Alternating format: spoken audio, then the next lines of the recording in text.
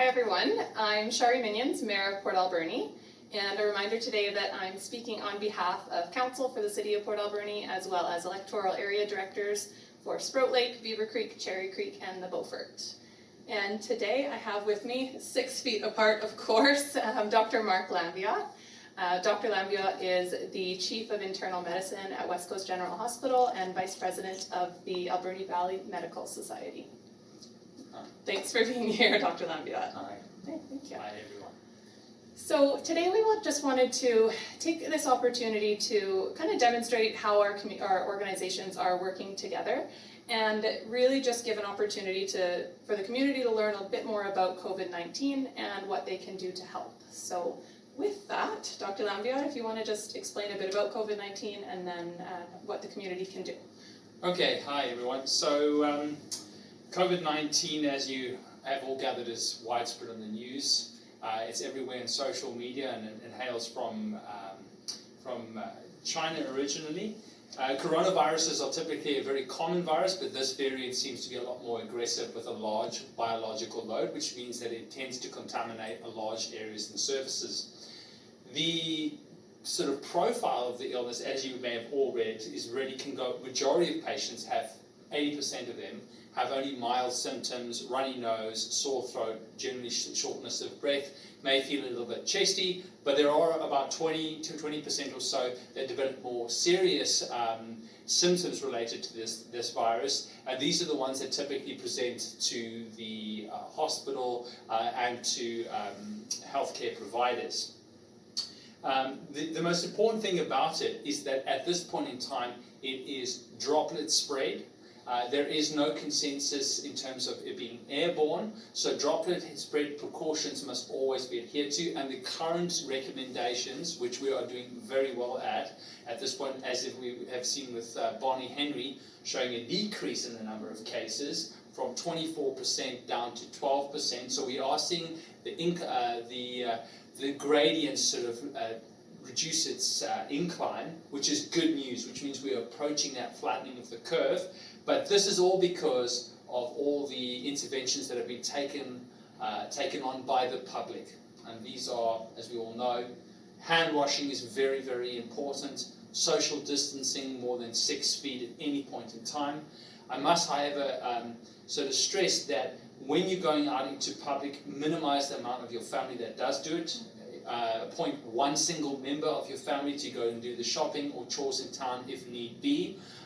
Not the whole family to go, so appoint those people, and also be sure to wash your hands before going in to an area and then coming out again.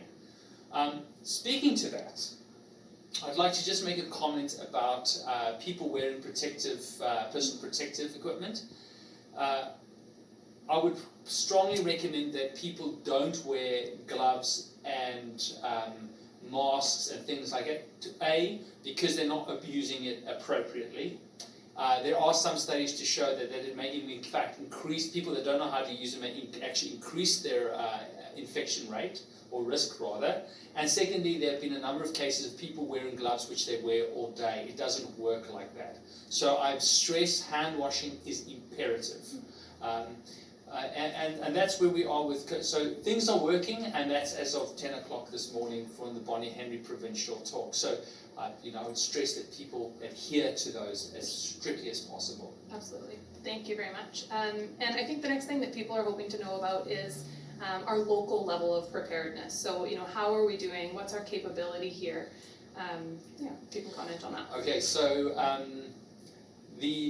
first of all, I'd like to say that from provincial level all the way down to local level, even here in Port Alberni, we have been working tirelessly for many weeks, long before this may even come across your radar in terms of COVID-19 and the threat that possibly would cause us. People from both provincial and local have been working tirelessly to arrange that we have more than enough capacity to deal with any worst outcome scenario. The system, both provincial, local, not only in our community, but on island-wide, in terms of our tertiary referral centres, have all been stressed to the point to see exactly where we're at in terms of capacity to deal with the worst case scenario. And as I can say, that people have got your back, and we are adamant to be more than prepared for the worst possible outcome.